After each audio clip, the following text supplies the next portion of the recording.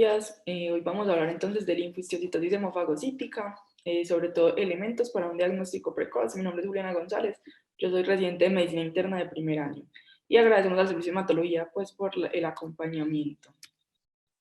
Entonces primero les voy a presentar un caso y luego voy a hacer un breve como marco teórico sobre cómo hacer un diagnóstico hemofagocítico y posteriormente haremos algunas preguntas más bien clínicas al servicio de hematología para que nos puedan como ayudar a resolverlas. Entonces, del caso clínico tenemos un hombre de 16 años que es de apartado, es estudiante y soltero. Ingresa al hospital el 10 de marzo del 2021. El motivo de consulta es que tenía fiebre. El paciente inició en octubre del 2020 con fiebre nocturna de 39 a 40 grados, astenia, adinamia de aforesis y había perdido durante la enfermedad pues 10 kilos. Inicialmente tuvo una tos productiva, pero esto resolvió en enero y no se volvió a presentar. Y posteriormente, de enero a febrero estuvo hospitalizado en otra institución donde encontraron anemia normo-normo, transfundieron 2 unidades, encontraron un paciente con neutrofilia, reactantes de fase aguda elevado y digamos que incidentalmente encontraron una bacteriuria asintomática que dado que no sabían realmente el diagnóstico, trataron con meropenem y amikacina por 10 días. No mejoró, dieron de alta y solicitaron valoración ambulatoria por hematología. Hematología valora, digamos, en consulta y remiten para un hospital de tercer nivel. A la revisión por sistemas, el paciente tenía artralgias en manos, con edema en las muñecas y luego edema en una rodilla, sobre todo en la izquierda. Digamos que no había una cronología clara sobre cómo se habían presentado, pues, digamos, estas artritis. Tenía un dolor abdominal que era más bien difuso, pero era más en el abdomen derecho y era intermitente, caída del cabello, pero no tenía otros síntomas acompañantes. Y como antecedentes, durante la transfusión que le realizaron en esa otra institución, describen que hizo un rash post-transfusión y como farmacológicos estuvo tomando de octubre a enero, que fue, digamos, desde que empezó la fiebre, algo que ellos dicen matrimonio, que es un antibiótico más AINES, más analgésico, varias veces al día. Y de diciembre a enero estuvo tomando prednisona 5 a 10 miligramos al día. Entre los epidemiológicos tenemos que tenía un gato que era sano y no tenía aún vida sexual. Entonces al examen físico, pues al ingreso del hospital encuentran un paciente que está taquicárdico, que está febril, con una presión y una saturación normales. Les voy a resaltar pues como lo positivo, le encontraron unas adenopatías cervicales y axilares que eran pequeñas y no tenían cambios inflamatorios, un hígado que era palpable bajo el reborde costal y realmente como vemos en los demás sistemas no había otros hallazgos llamativos, entre ellos no había nada en la piel, no había edema de miembros inferiores o dolor en gastrocnemios y su sistema, digamos el sistema nervioso estaba completamente normal.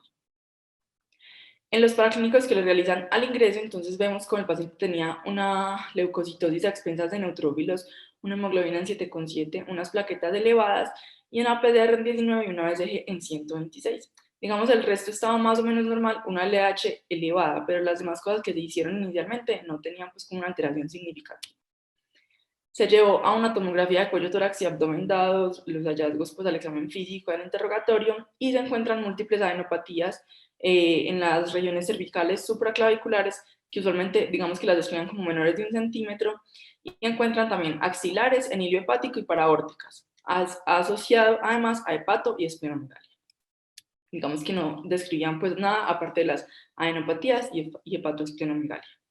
Digamos que dentro del perfil infeccioso que le hicieron al ingreso y dentro de los paraclínicos que se realizaron durante su evolución fueron VIH, hepatitis negativo, citomegalovirus tenía un IgG positivo con un IgM negativo, toxoplasma también, hemocultivos negativos, un complemento normal, un factor reumatoideo y unos ANAS negativos, unas gotas gruesas negativas, AMA y asma negativos se lo hicieron porque como durante la evolución presentó elevación de enzimas hepáticas y fosfatasa alcalina, una TSH y B12 normales y llamativamente los tiempos de coagulación sí estaban prolongados.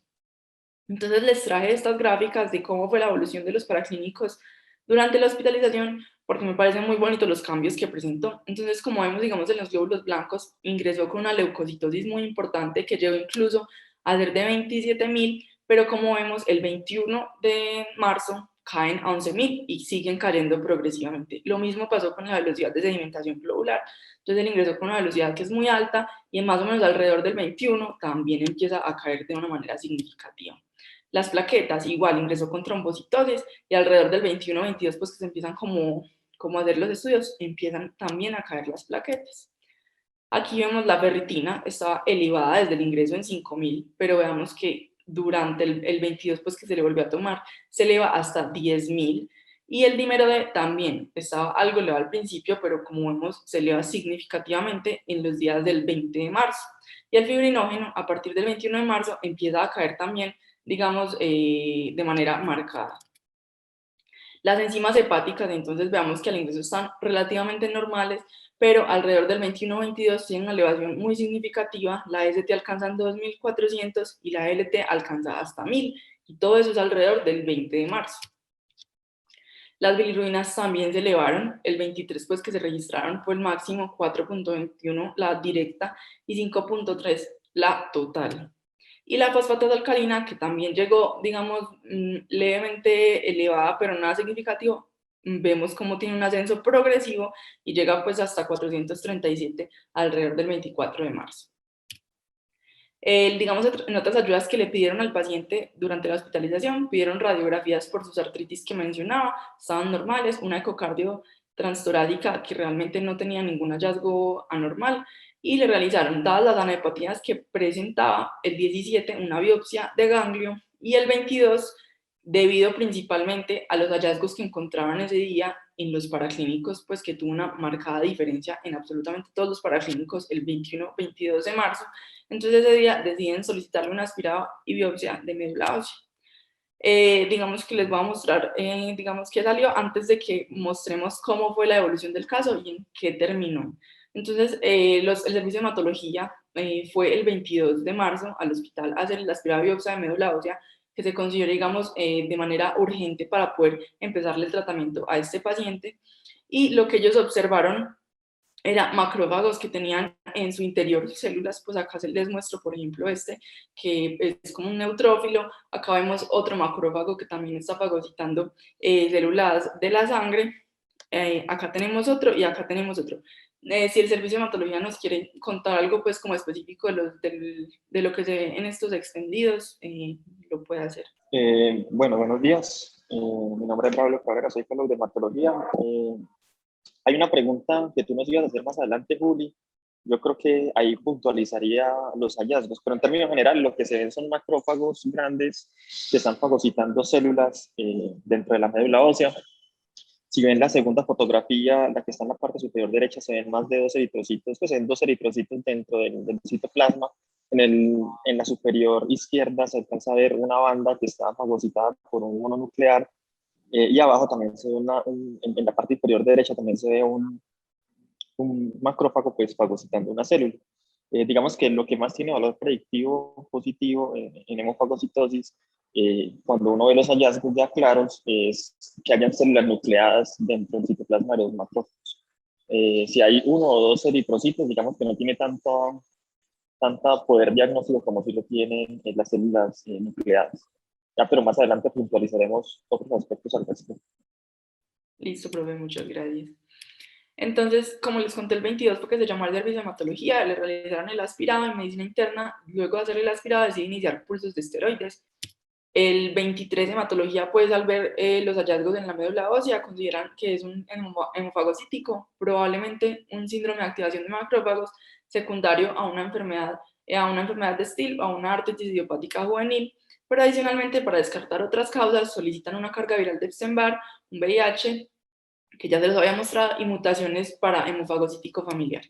Digamos que en la biopsia sale el resultado, encuentran proliferación linfoide atípica que favorece un proceso reactivo, y reumatología finalmente valora al paciente el 31 de marzo, consideran que dado que no han encontrado infección o linfoproliferativo evidente por los exámenes que se han hecho, podría tratarse entonces de una enfermedad de Still. Inician prednisona, pues luego de los pulsos que recibió 22, 23 y 24, inician prednisona 50 miligramos, y el paciente es dado de alta con mejoría pues clínica. No les mostré en los exámenes, pero si veían luego de que ascendían o descendían marcadamente los parámetros que les mostré, luego iniciaban una recuperación lenta, entonces el paciente se fue recuperando esos días posteriores y fue dado de alta el 31. Quedaron pendientes, digamos, dentro de los estudios los siguientes paraclínicos, que luego la idea de la reumatología revaluar al paciente con el resultado. Entonces faltaba el mielocultivo de hongos, de micobacterias, el mielograma, la biopsia y la carga viral, el Epstein-Barr, los anticuerpos nucleares de IgM e IgG contra el antígeno nuclear de Epstein-Barr. Estos, yo me fijé ayer, y de estos lo que tenemos es una carga viral de Epstein-Barr que es muy baja, es como de 27 copias por microlitro, y los anticuerpos para Epstein-Barr fueron los IgG positivos y los IgM negativos. Entonces, en esta parte, pues les voy a contar un poquito sobre cómo se hace el diagnóstico de un hemofagocítico, brevemente, sin entrar mucho pues como en detalles del tratamiento. En la definición tenemos que es una enfermedad potencialmente mortal, que es inmunomediada y es aberrante. Entonces se considera un síndrome de respuesta hiperinflamatoria hiperferritinémica.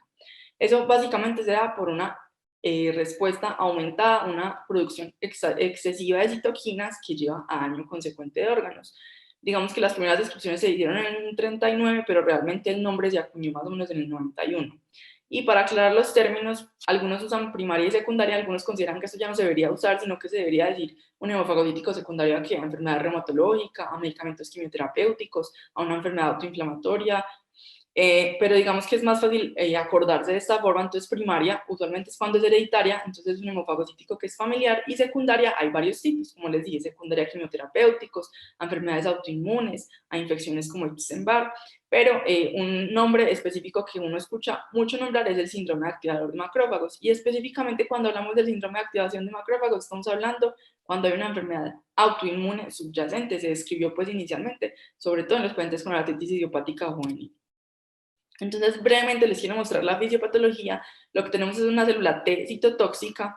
Estas células, cuando tienen una célula objetivo, como la vemos acá, lo que hacen es hacer un proceso de, digamos, de liberación de unas vesículas que contienen en ellas perforinas. Las perforinas van a la célula objetivo, se insertan en la membrana y tienen dos objetivos: permitir que la granzima entre y induzca, digamos, una apoptosis en esa célula objetivo, y la segunda es que genera, al generar poros, genera como una crisis osmótica, y la célula se muere también por este mecanismo. En el hemofagocítico familiar, entonces, por ejemplo, las vías que conducen a la liberación de la perforina y la granzima están defectuosas en cualquiera de sus sitios, hay múltiples mutaciones, y por esto digamos que no hay un ataque eficiente contra la célula objetivo contra la que se activaron. Por otro lado, entonces tenemos que cuando hay, por ejemplo, un virus o tenemos una célula de malignidad o alguna otra, digamos, exposición antigénica, entonces el sistema inmune se va a activar, sobre todo las linfocitos T, pero por algún defecto, porque se cree que en general debe haber algún defecto subyacente para que esto pase, por algún defecto que ellos tienen, no son capaces de matar las células eficientemente y generan una producción aumentada de citoquinas. Eso lo que va a hacer es activar los macrófagos, y a su vez los macrófagos van a producir más citoquinas. Entonces se va a volver un círculo vicioso entre los linfocitos T y los macrófagos, y se elevan mucho los niveles de citoquinas, sobre todo interferón gamma, factor de necrosis tumoral y las interleuquinas, y esto lo que va a hacer es que se dé el daño de órgano pues que resulta de este síndrome, y es que genera fuga capilar, daño en todos los órganos terminales pues que podría ocurrir, y mielosupresión debido a la producción de interleuquinas. Y obviamente entonces no se ataca directamente lo que está generando el estímulo, y persisten tanto el estímulo como la activación inmune. En la epidemiología que tenemos, digamos que la enfermedad inicialmente fue escrita en niños. Luego, en los últimos años es que se han venido dando pues muchos reportes de adultos, y se cree que hasta el 40% se presenta en adultos. La edad media en adultos es alrededor de 50 años, y como factores de riesgo tenemos el cáncer, la quimioterapia, la autoinmunidad y los trasplantados. En este estudio de Lancet, ellos hacen una revisión y revisan 2.100 casos de pacientes adultos con hemofagocítico, y como vemos, el sitio que más reporta hemofagocítico es Japón, y luego Estados Unidos y China. Y si vemos, dependiendo de dónde sean los reportes que se realizan, es que predomina, digamos, alguna etiología. Entonces, por ejemplo, en Taiwán y en Japón, lo más importante son las neoplasias, pero hay otros países como España donde podría ser más importante las etiologías infecciosas, y en Estados Unidos también predominan las etiologías infecciosas. Entonces, dependiendo de donde nos encontremos, va a ser, digamos, el desencadenante que encontremos en esos pacientes. Y ellos hacen una lista entonces de esos 2.197 pacientes sobre cuáles son las principales causas, y ellos que encuentran que la infección es más de la mitad de las causas, pero está a más o menos al mismo nivel que las neoplasias. Entre las infecciones, lo más importante son los virus, y el principal de todos es el virus del Epstein-Barr. Segundo están las bacterias, entre ellas Mycobacteria tuberculosis. Es muy importante que los casos que se describen de hemofagocítico en la tuberculosis usualmente son por tuberculosis que son extrapulmonares. Tenemos, entre otros hongos, histoplasma, Entre las neoplasias hematológicas usualmente son linfomas de células T.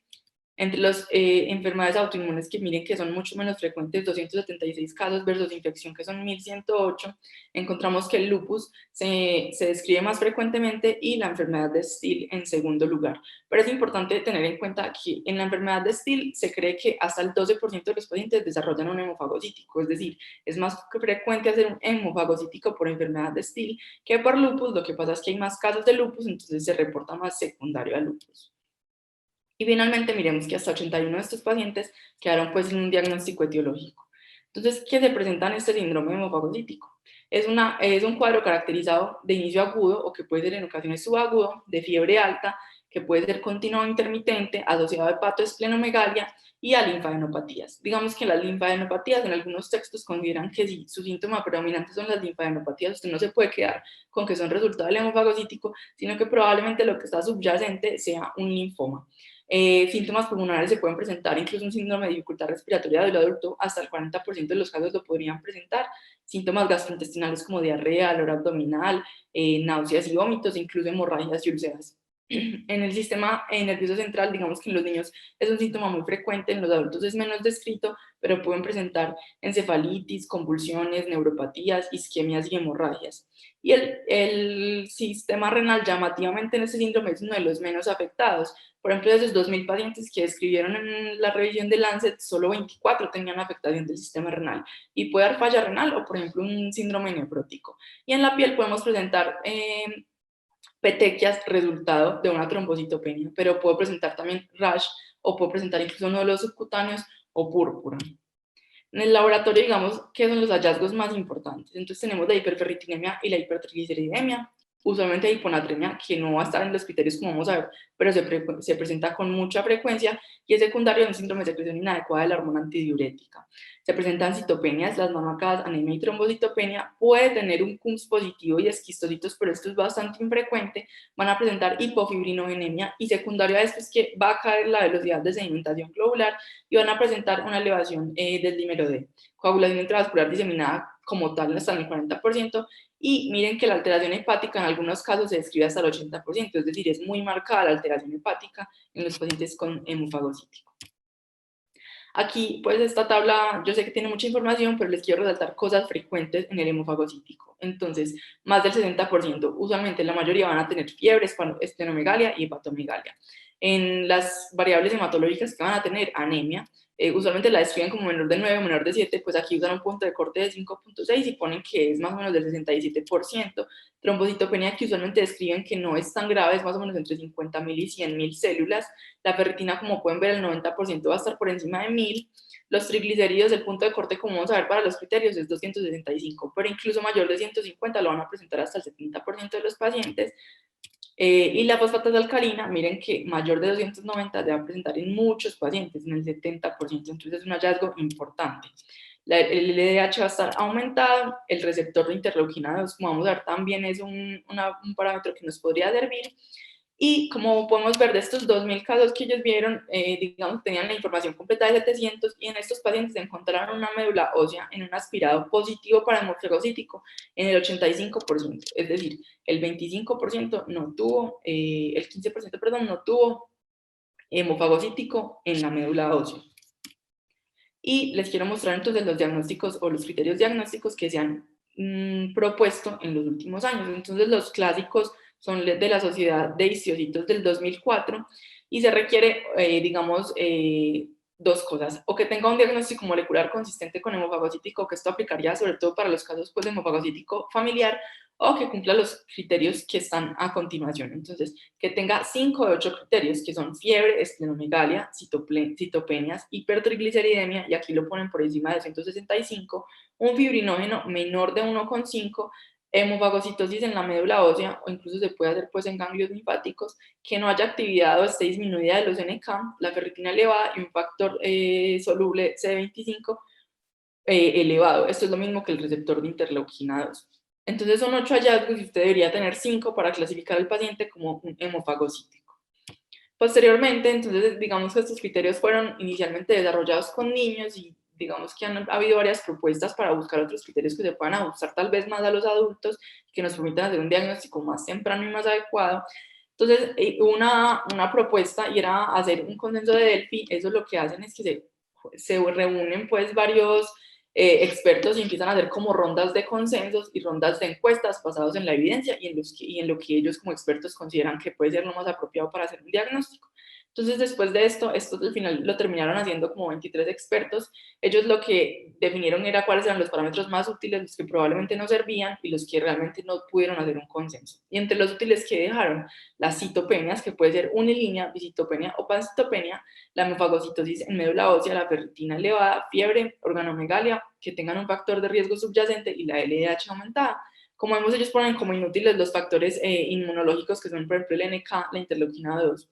Y no hay un consenso sobre fibrinógeno, triglicéridos, transaminasas y la ferritina glicosilada. Pero entonces luego otro grupo de personas quieren hacer un score que ayude a predecir cuál es el riesgo que tengo de tener un paciente con hemofagocítico. Y ellos lo hacen con base más o menos en los criterios de Delphi. Entonces ellos cogen la mayoría de los que les parecieron útiles a ellos y cogen también en los que no hubo consenso, excepto la ferritina glicosilada, porque consideran pues que esto realmente casi nunca se mide. Lo que ellos hicieron fue coger pacientes para hacer una validación, pero en el mismo grupo hicieron, para hacer la derivación, perdón, y en el mismo grupo hicieron la validación. Entonces digamos que esto tiene pues varios pero es digamos el score que hay y es el último que han desarrollado. Durante la validación encontraron que para el hemofagocítico un score 222 era de positivos la media y para negativos 129 y fijaron un punto de corte de 169 que daba una sensibilidad de 93% y una especificidad de 86%. Esto pues tiene varias críticas y unas que obviamente el hemofagocítico no tiene algo que sea patognomónico, algo que me haga el diagnóstico como tal, un gold standard. Entonces el gold standard es que los médicos hayan definido que el paciente tenía un hemofagocítico. Y digamos, solo les quiero mostrar esto, es un estudio que hubo para mirar cómo era digamos, el desempeño del score nuevo versus los criterios clásicos, que son los del 2004.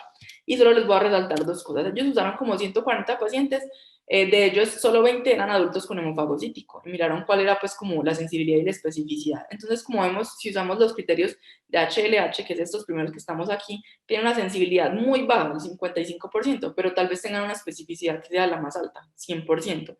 Pero, por ejemplo, si usamos el H-score y ellos fijan distintos valores de corte aquí, usando el de 138, ellos encuentran una sensibilidad que se puede aumentar hasta el 79% y una especificidad que puede bajar, pero digamos que en estos casos los pacientes están gravemente enfermos y podría ser incluso más útil tener mayor sensibilidad que especificidad. Entonces ellos proponen que se deben reajustar los puntos de corte del H-score, porque como les mostré, lo inicial era 969, ellos proponen que se debería estudiar más para mirar cuál punto de corte es el mejor y que probablemente tenga mayor desempeño en los adultos un H-score que las guías pues del 2004.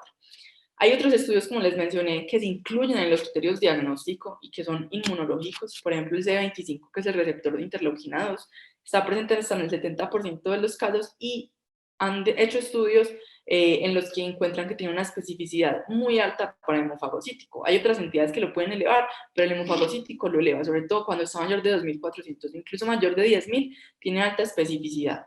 Otro es el CD163, eso es un receptor de los macrófagos, que es un scavenger de aptoglobina y hemoglobina, y lo que hacen a veces es citometría en la médula ósea, lo utilizan para detectar la hemofagocitosis. Pero en los adultos esto no se ha estudiado casi.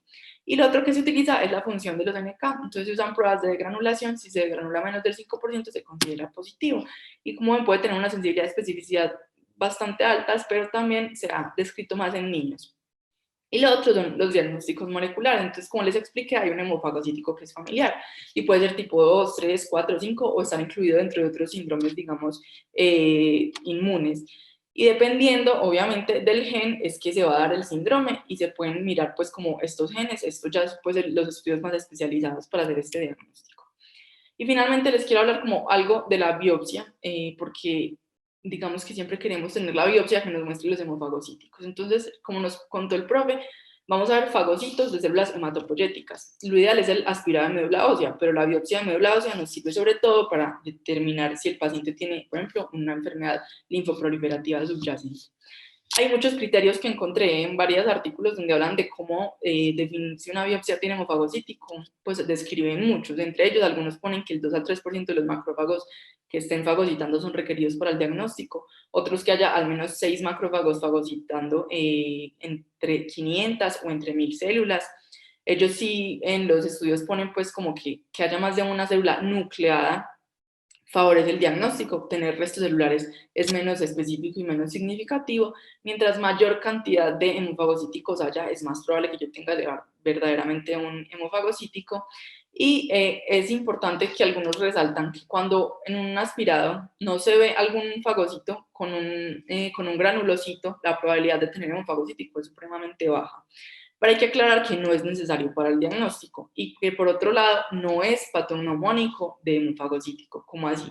Yo puedo tener muchas otras causas de hemofagocitos en la médula ósea y eso no indica que mi paciente tenga un hemofagocítico. Por ejemplo, transfusiones, infecciones, autoinmunidad o incluso en los pacientes críticamente enfermos o con sepsis, hasta en el 64% de las autopsias han encontrado células, fagocitos en médula ósea. Entonces no es específico, ni tampoco lo necesito siempre para hacer el diagnóstico, porque como les mostré, algunos reportes que incluso solo se detectan el 60%. Y por eso a veces uno lee que algunos recomiendan hacer médula ósea o seriadas, pues o al menos repetirla. Si usted tiene una alta sospecha, no lo ha encontrado y quisiera como tener el diagnóstico más claro.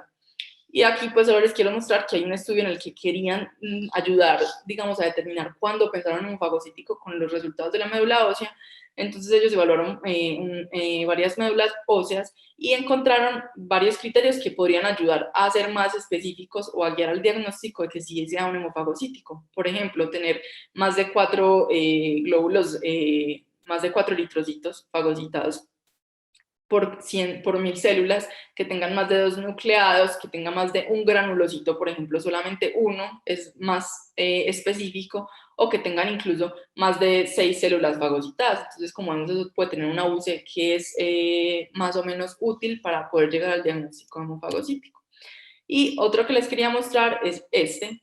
Este es un estudio en el que cogieron personas con fiebre de origen desconocido y pues que ya habían tenido médula ósea y miraron quiénes tenían hemofagocítico y quiénes no. Esto con el objetivo de mirar qué factores predictores se podrían usar para usted pedir una médula ósea y hacer un diagnóstico de hemofagocítico más temprano. Entonces ellos usaron, digamos, unos criterios diferentes a los que habíamos visto de los score previos, pero muchos están como correlacionados, pero le dan un puntaje diferente a cada uno. Entonces tienen neutropenia, anemia, trombocitopenia, los leucoritroblastos en extendida sangre periférica, un LDH elevado y la hiperferritemia y la esplenomegalia. Entonces con esto usted hace el score y si le da mayor de 10, pues con los resultados que ellos obtuvieron, usted tiene una alta probabilidad de que el paciente tenga un hemofagocítico, con una sensibilidad de 95 y una especificidad del 75.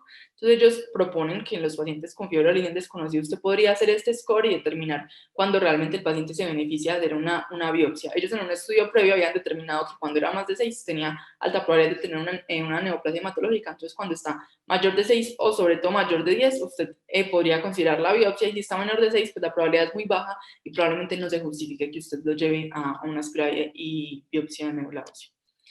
Y lo más importante en un hemofagocítico que les quiero resaltar acá es que hay que buscar la causa del hemofagocítico. Como les mostré, hay una etiología subyacente. Entonces, no es simplemente hacer el diagnóstico del hemofagocítico, sino que yo tengo que ir a buscar por qué el paciente está viendo un hemofagocítico.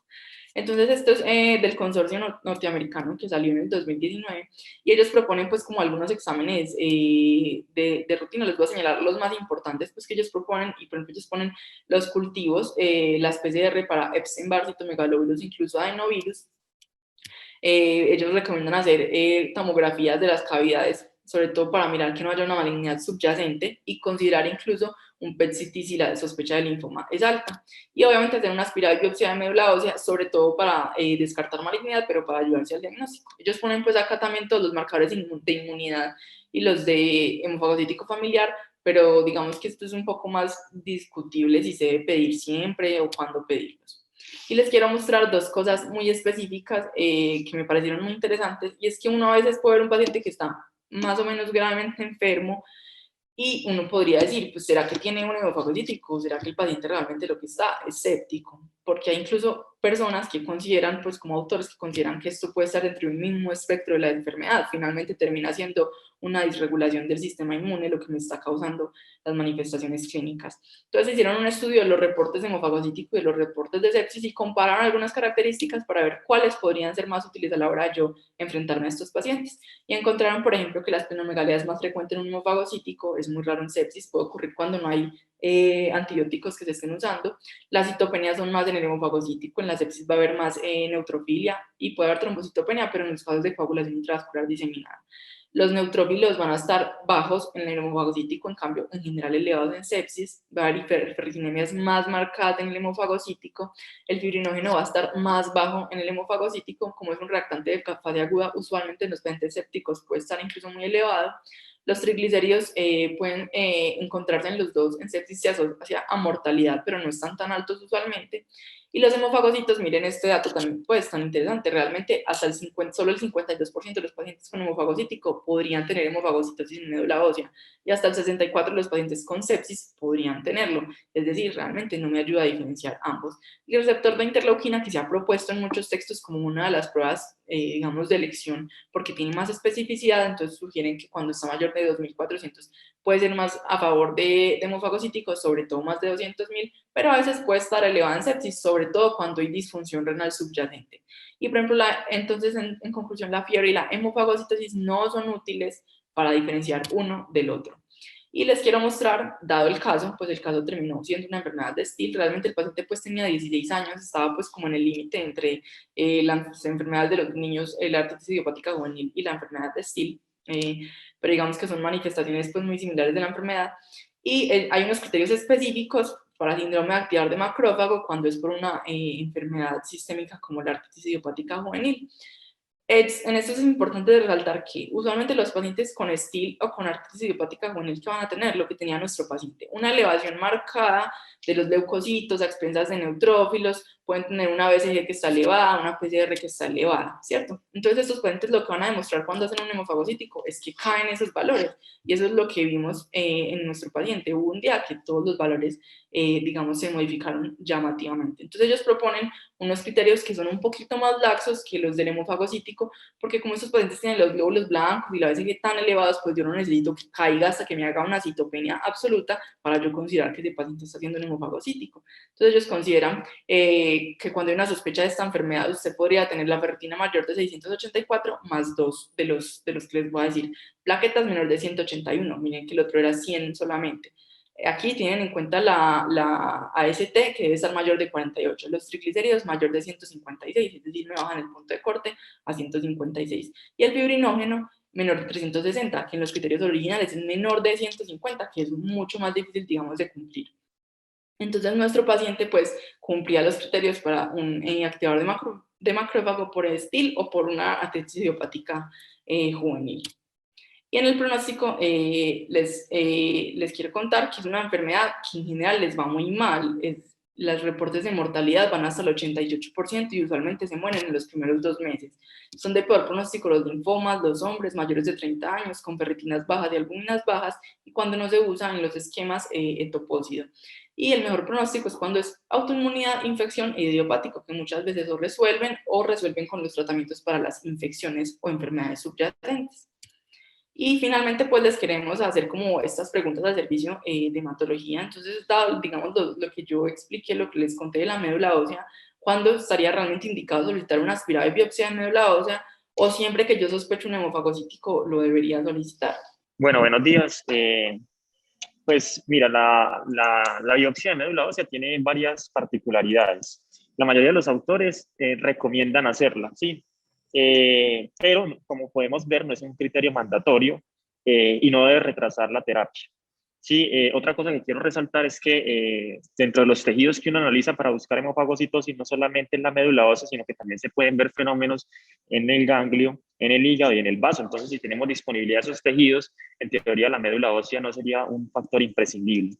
Pero en nuestro medio, prácticamente que tenemos que recurrir a ella porque no tenemos la disponibilidad de las herramientas diagnósticas del resto de criterios, como el receptor soluble de la interleuquina 2. Entonces, o las pruebas de función fagocítica o las células o las pruebas de secuenciación. Entonces, nosotros definitivamente terminamos haciendo un estudio de médula ósea como para apoyar el diagnóstico.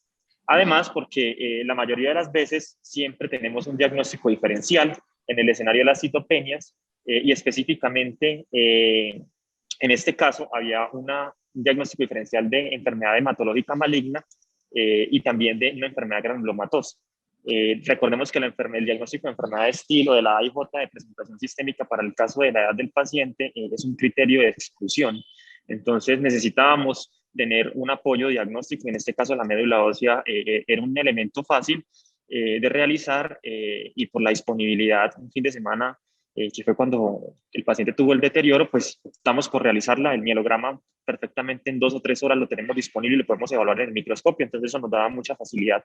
Ahora ya Juliana hizo mucha claridad respecto a que la médula ósea no es un estudio 100% sensible ni específico. La sensibilidad puede variar dependiendo de muchos aspectos, por ejemplo, si se hace el estudio en una fase temprana, si no estoy tocando un punto caliente en la médula ósea, porque la hemofagocitosis no es global, no es un fenómeno universal, y también depende del observador. Idealmente se debería evaluarlo una persona entrenada para poder ver los fenómenos de hemofagocitosis. Yo, por ejemplo, que apenas estoy en entrenamiento, tuve que durar mucho tiempo revisando la placa para encontrar algunos, pero ya cuando la doctora Catalina Valencia revisó la placa, encontró otros que fueron algunas de las fotografías que Juliana proyectó el día de hoy. Es claro también pues que la médula ósea y la médula ósea la hemofagocitosis no es un fenómeno patológico todas las veces.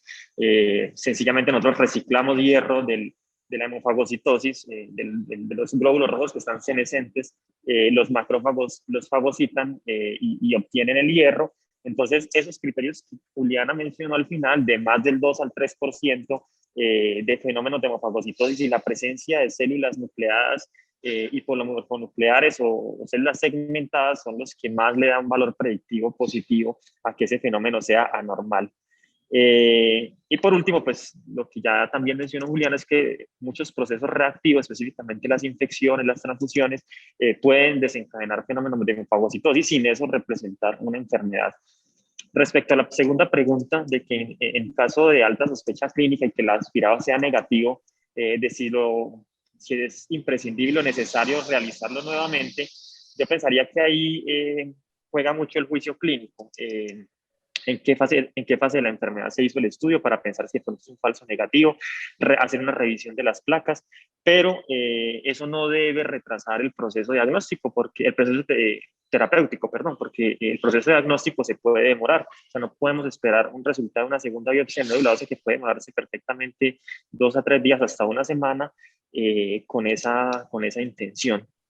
Respecto a la tercera pregunta de los marcadores inmunológicos que se recomiendan en las guías, pues ese sería el escenario ideal, ¿cierto? Lo que pasa es que nosotros no tenemos disponible en el medio el receptor soluble de la interleuquina 2, que sería como el que más está validado, pero haciendo como una discusión en el servicio, específicamente con el doctor Germán, pues hemos hablado de que por citometría de flujo nosotros podemos tener algunas alteraciones que nos pueden orientar. Por ejemplo, la expresión del receptor C163 de superficie, que en estos casos estaría elevado, que es un scavenger de del complejo hemoglobina-aptoglobina. Podemos hacer SAP y SIAP en superficie, específicamente nombre. Estos son enfermedades ligadas a cromosoma X. Podemos hacer evaluación del CD107 alfa, que en estos casos estaría disminuido y nos hablaría de una disminución de la función NK, específicamente en la degranulación, y de forma indirecta nosotros podemos hacer una evaluación de las subpoblaciones de linfocitos, eso también lo podemos hacer por citometría de flujo, y una electroforesis con cuantificación de inmunoglobulinas. De esa forma, pues nosotros haríamos una exclusión de algunos otros tipos de inmunodeficiencia y con el CD107 alfa, el CD163 y algunos, las perforinas y las granzimas por citometría, podríamos acercarnos al diagnóstico. Ahora, eso en la vida real, ¿qué tan cierto es? Hay una revisión sistemática de Blood Reviews que encontró 54 cortes y en esas 54 cortes solamente en 13 de ellas tenían acceso a ese recurso. Entonces, eso quizás refleja las dificultades técnicas y se asemeja mucho a la situación en la que nosotros nos encontramos. Ahora, en cuanto a los estudios genéticos, También hay mucha discusión, como ustedes pueden ver, es una enfermedad que no es tan frecuente y que muchas de las recomendaciones son basadas en consenso de expertos, y lo ideal pues sería que se le pudiera hacer a todos, ¿cierto? Eso quizás no era viable hace unos años porque pues las técnicas de nueva generación, las secuenciación de nueva generación no estaban disponibles como quizás las tenemos hoy por hoy. Ya incluso en el país estas tecnologías están incluidas en el plan obligatorio de salud.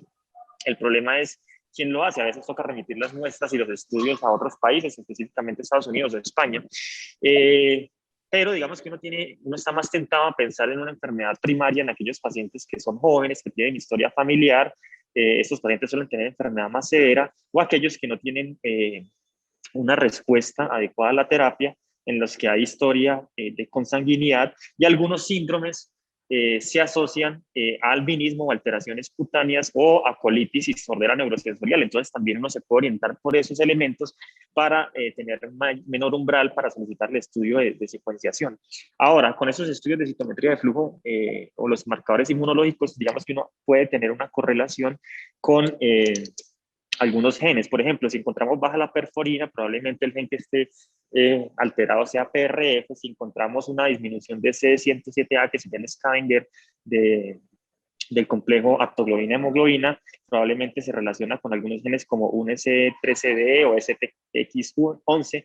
Si es un hombre, pensaríamos en los que están ligados a cromosoma X, pero el problema de todo esto es que en los adultos la prevalencia es un poco más baja, entonces uno puede tener en el mejor de los casos un rendimiento entre el 20 y el 30%.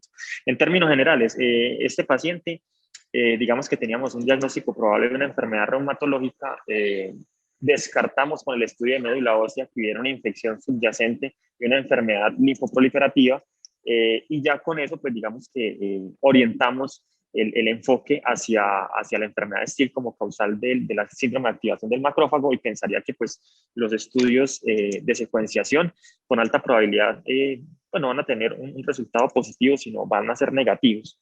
Entonces, esa sería como el enfoque diagnóstico que nosotros haríamos en este caso. No sé si el doctor Germán, la doctora Lina, el doctor Mauricio, que están conectados, tengan algún comentario al respecto. Yo sé que el doctor Germán ha tenido algunos casos con alta sospecha de síndrome primario, y que se ha hecho el estudio básicamente inicial con citometría de flujo apoyando el diagnóstico, aparte de la médula ósea y los elementos clínicos y bioquímicos. Muchas gracias. Gracias. Pues tenía una última pregunta que se sale un poquito de lo que teníamos pues hoy, y no les voy a explicar pues esta gráfica con detenimiento, solo quiero que vean que el tratamiento es según la causa, es decir, yo tengo que encontrar la etiología para poder definir el esquema de tratamiento que le voy a dar.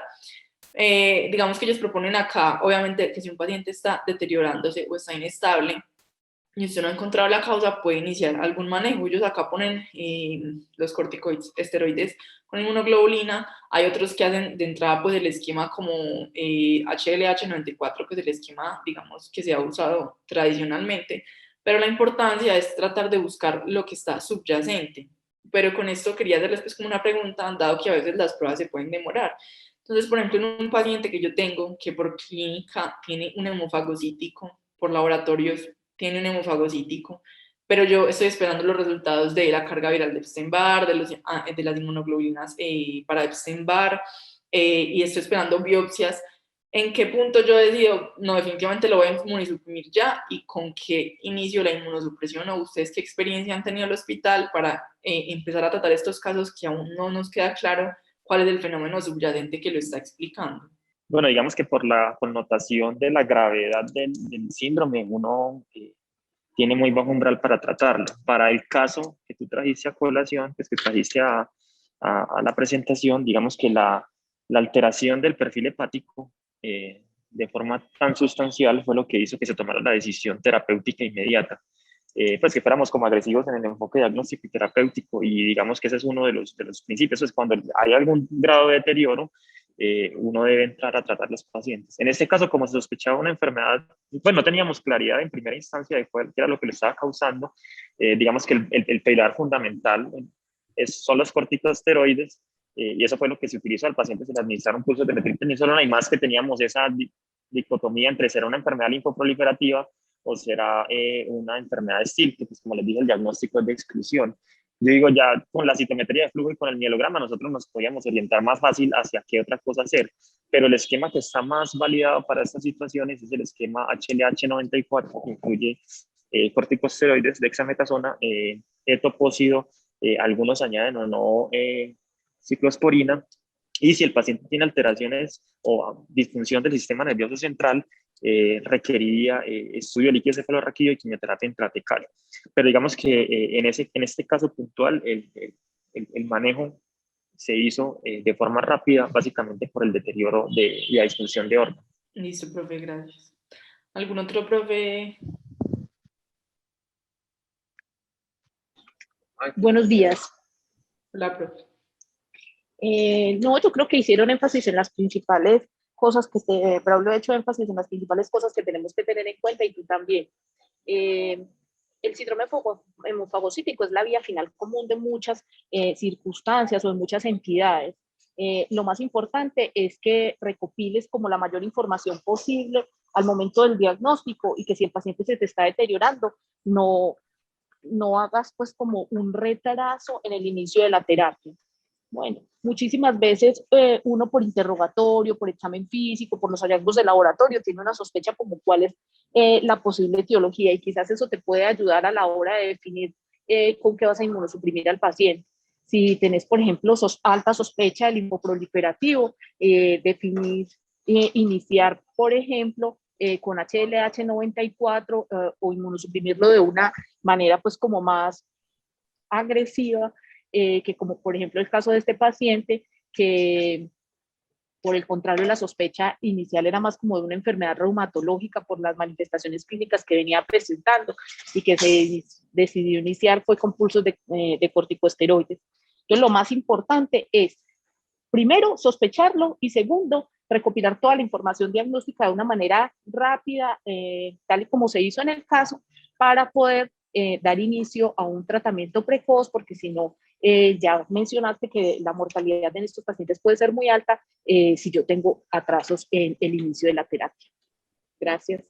Adiós, profe. Sí, la pregunta de Juliana yo creo que es muy importante porque no sé si ustedes en su experiencia como grupo de hematología han tenido pacientes donde no han demostrado todavía la neoplasia hematológica, pero teniendo en cuenta el diagnóstico que estamos hablando el día de hoy, empezaron de una vez el protocolo de HLH con etopósido incluso. Porque no, por lo menos en nuestro haber, no recuerdo que un paciente se le haya hecho un tratamiento sin demostración de la neoplasia con ese tratamiento. Y también hemos tenido pacientes que han fallecido y siempre hemos quedado con esa pregunta. Algunos internistas hemos quedado con la pregunta, ¿será que la inmunosupresión debe haber sido un poquito más fuerte? Pacientes pues que hemos tenido como tal, como tratante de los internistas. Bueno, David, para responder esa pregunta, yo pues tuve la fortuna de ser internista de este hospital durante 2 años y recuerdo dos casos puntuales. Yo trabajaba en la unidad de cuidados especiales, entonces veía pacientes con un poco más gravedad de los que estaban en sala general y trabajé en la UCI algún tiempo y también vi un paciente allá. Uno lo manejó el doctor Oliver, el otro lo manejó el doctor Germán y a ambos se les aplicó el esquema HLH94 y los pacientes, uno de ellos estaba en la unidad de cuidado intensivo, intubado, con choque. Eh, Se hizo todo el estudio inicial y se inició terapia. El paciente, la mejoría fue dramática. Y otro paciente que tuvo en la unidad de cuidados especiales, pero eso sí lo manejó el doctor Germán, y también exactamente se le hizo todo el enfoque diagnóstico y en esos dos casos que yo recuerde no se encontró causa, pues se le hizo estudio de médula ósea, se le hicieron los mielocultivos, no había como una infección demostrada, los hemocultivos periféricos eran negativos, buscaron infecciones por riquecia, por hongos, por anaplasma, pues se le hizo como un enfoque diagnóstico bastante amplio y a ninguno de ellos se les encontró la neoplasia hematológica y se les aplicó este esquema. Pero, como les digo, pues estos pacientes estaban con un grado de severidad de la enfermedad bastante importante, que yo creo que fue lo que precipitó la decisión de tomar, pues, hizo llevar a cabo la decisión de empezar el esquema. No sé si de pronto alguno de los dos profes está presente en la reunión para que de pronto nos cuente la experiencia, porque esos son los dos casos que yo recuerdo en este momento haber visto con esa situación. Sí, Sí, buenos días. como lo dice Braulio y como lo dijo la doctora Lina, creo que no se puede dejar que estos pacientes pasen a un deterioro orgánico avanzado sin haber iniciado al menos inmunosupresión en esos casos en los cuales el diagnóstico todavía es incierto. Hemos tenido, pues como lo puso Braulio, no solamente esos casos, sino otros en los cuales hemos iniciado el HLH94, muchas veces sin un diagnóstico definido, pero ya ha avanzado el protocolo. Por ejemplo, ya se confirma el diagnóstico de un linfoma T o de un Hodgkin, y hacemos cambio de protocolo desde ese HLH hacia el protocolo específico para la causa de esa enfermedad, que muchas veces también lleva medicamentos activos pues contra el hemofagocítico como el etopósido. Y digamos que si uno inicia inmunosupresión, pues uno igual sigue esperando los resultados de los estudios diagnósticos, y por el camino puede ir añadiendo tratamientos según lo que vaya diagnosticando. Pero digamos que el mensaje que creo que también lo quiere transmitir la doctora Lina es que estos pacientes pues no pueden morir sin un diagnóstico definido de la causa del síndrome fagocítico y sin al menos haber intentado inmunomodular el cuadro del paciente.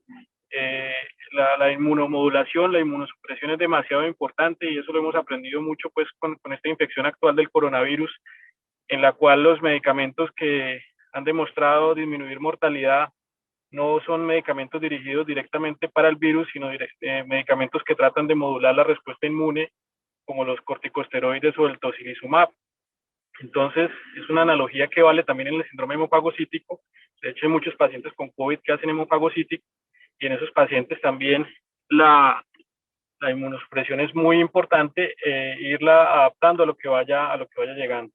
Si yo sospecho una tuberculosis, si mi diagnóstico de una enfermedad infecciosa es demasiado, si la sospecha es demasiado fuerte, pues posiblemente no me vaya a meter de entrada con etopósido, posiblemente vaya a iniciar de pronto esteroides, con inmunoglobulina en algunos casos, pero si la difusión orgánica continúa, no tengo diagnóstico, pues ya se puede instaurar como el protocolo completo. Entonces eso es muy de analizar caso por caso, pero si está ya ocurriendo un deterioro, una disfunción orgánica, hay que definir la inmunosupresión como algo urgente. Qué bacano, yo creo que dejan todo demasiado claro, esas últimas intervenciones con relación a eso. Y Juan Jaramillo quiere hacer una pregunta. Sí, buenas, profe. Mira, yo tenía una preguntita pues como para los profes, y era que muchas veces tenemos la tendencia a pensar de la plausibilidad o la posibilidad de estar frente a un síndrome hemofagocítico.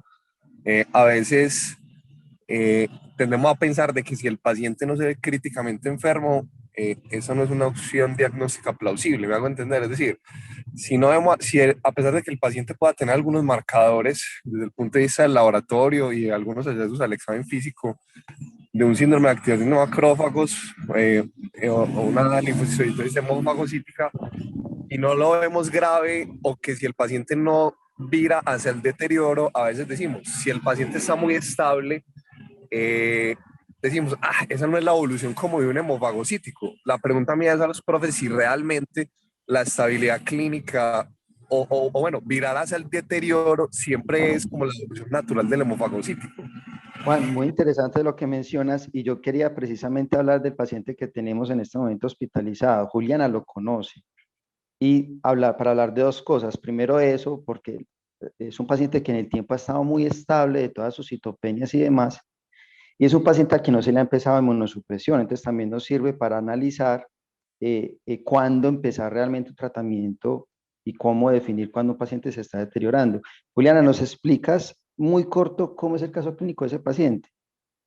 Bueno, es un paciente de 29 años, antecedente de una hepatitis B hace varios años y una sífilis tratada. Él consulta ya lleva un mes de fiebre, inicialmente asociada a diarrea, diaforesis, sin otros síntomas. La diarrea se dio por completo y ahora solo presenta fiebre y diaforesis.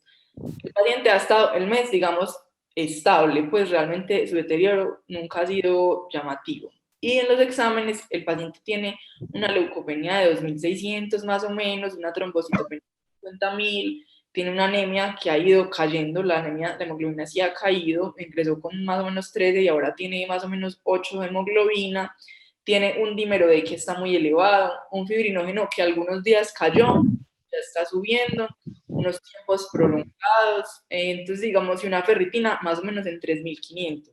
Entonces, si uno se fija, pues por el score el paciente cumple hemofagocítico, por el HLH 2004 realmente pues no cumple del todo, y siempre nos ha quedado la duda si tiene un hemofagocítico, fue llevado a aspirada y biopsia de médula ósea, no parece tener malignidad, ni tampoco se encontró hemofagocitosis, pero sí nos queda la duda porque el paciente tiene unos paraclínicos que uno dice es que son unos paraclínicos que no son muy tranquilizadores realmente, pero el paciente clínicamente pues, como que no ha cambiado su evolución.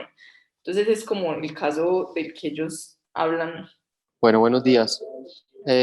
Bueno, la verdad, ese paciente le ha hecho una búsqueda exhaustiva en la médula, la hemos revisado ya varias veces en búsqueda de eventos de hemofagocitosis y definitivamente no hay. Clínicamente y por los puntajes y por el comportamiento clínico, sí parece comportarse como sugería el compañero ahora respecto a esos pacientes que quizás no están en una condición críticamente enferma, pero que sí tienen una hemofagocitosis como similar a lo que ve uno en las anemias hemolíticas compensadas. Siguen hemolizando, pero críticamente no se encuentran enfermos. Lo único evidente con ese paciente desde el punto de vista histopatológico han sido una cantidad muy significativa de linfocitos atípicos, de linfocitos reactivos o de linfocitos con cambios citopáticos que parecieran ser virales. Entonces, por eso se está como enfocando hacia una eventual infección, bien sea por Epstein-Barr o por citomegalovirus, como los agentes causales. Tengo entendido que todo eso está en proceso todavía, algunos en autorización y otros en plan de esperar resultados. Y que adicional a ello, pues por estar ya dentro del contexto de fiebre de origen desconocido, se le solicitó un PET. Yo no sé en qué van esos resultados, pero es un paciente con el cual yo creo que todavía podemos tener un poco de cautela y esperar otros resultados más contundentes antes de iniciar un protocolo de inmunosupresión. Gracias, profe. No, el PET está pendiente, ya está autorizado, y la carga viral de citomegalovirus y de Epstein-Barr aún también están pendientes, pero ya está tomada, o sea, ya está en proceso. Perfecto, muchas gracias. Yo creo que lo que se puede puntualizar es que usted puede tener un diagnóstico probable de síndrome hemofagocítico, pero si no hay realmente un deterioro en el tiempo, si el paciente está estable clínicamente y además de eso, paraclínicamente no hay un deterioro de las líneas, usted podría, evaluando riesgo-beneficio, mejor estudiar bien al paciente antes de empezar un tratamiento inmunosupresor. Y queda la duda, pues yo creo que un paciente con un síndrome hemofagocítico sí puede durar varias semanas, probablemente con el síndrome, pero lo que dice Juan Camilo nos lo planteamos en algún momento, y es si la mortalidad de estos pacientes es tan alta, hasta qué punto un paciente que esté muy estable de sus citopenias podría ir en contra del síndrome hemofagocítico. Pues probablemente eso no tengamos respuesta en la literatura, pero en algunos casos pues ya el servicio de hematología nos dice que sí se puede presentar. No todos tienen un deterioro pues dramático, ¿cierto? Y algunos pueden estabilizarse en el tiempo. No sé si quieran puntualizar algo más. Finalmente el servicio de hematología, sino yo quería agradecerle mucho a Juliana porque hizo una muy buena revisión. Fue muy puntual en lo que en lo que queríamos decir, que era resaltar el diagnóstico y hacer las preguntas pertinentes al servicio de hematología. Muchas gracias, Juliana, muy buen trabajo. Muchas gracias, profe. Feliz día para todos.